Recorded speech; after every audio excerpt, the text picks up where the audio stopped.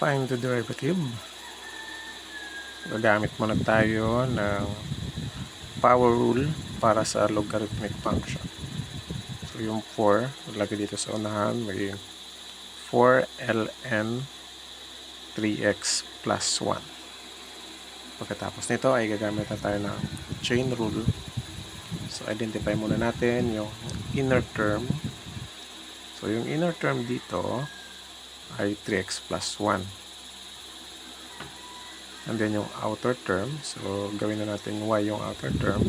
Yun yung 4 ln then u. So yung u, ito yung 3x plus 1.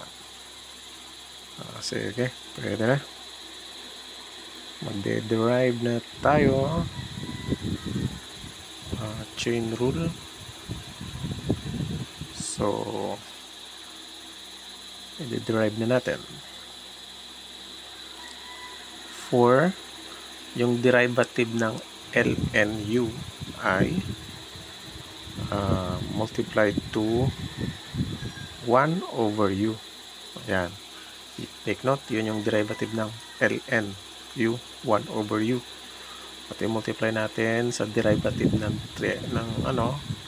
3x plus 1. So, bali sinurtcut na natin. Hindi na natin sinulat yung formula.